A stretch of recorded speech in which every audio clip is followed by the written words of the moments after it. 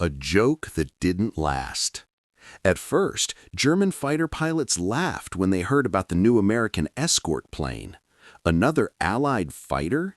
They had seen plenty, and most of them ran out of fuel long before reaching Germany. For years, Luftwaffe pilots knew one simple truth. If they could survive the bombers on the way in, the sky would belong to them on the way out. But then something changed. Quietly at first, and then all at once. That change had a name, and it was the P-51 Mustang. The problem that nearly broke the air war. Early in the war, American bombers flew deep into Europe with courage but little protection. Once escort fighters turned back, German pilots attacked hard and without mercy. Bombers were slow, heavy, and easy to spot. Losses climbed fast, and morale took a hit. Everyone knew the truth, even if no one liked to say it out loud.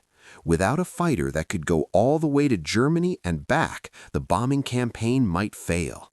This was not just about planes, it was about survival in the sky.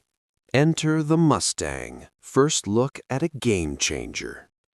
When the P-51 Mustang appeared, it did not look terrifying. In fact, some German pilots thought it looked slim and almost fragile, but looks were deceiving. Under its smooth skin was something special. Once paired with the Rolls-Royce Merlin engine, the Mustang became fast, high-flying, and incredibly long-ranged. For the first time, American bombers had an Escort that did not turn back early.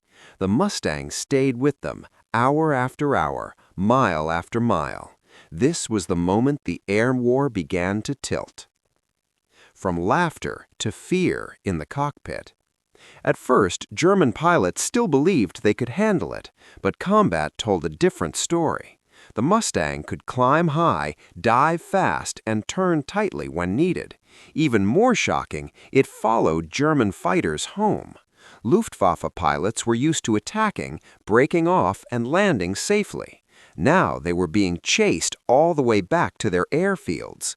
Suddenly, nowhere felt safe. The laughter stopped. In its place came tension, stress, and rising losses. Hunting bombers, then hunting fighters. What made the Mustang truly deadly was how it was used. American pilots were no longer chained closely to the bombers. Once the skies filled with enemy fighters, Mustangs went on the hunt.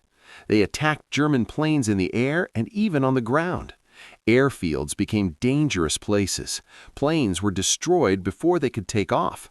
Experienced German pilots, who were hard to replace, were lost at a terrifying rate.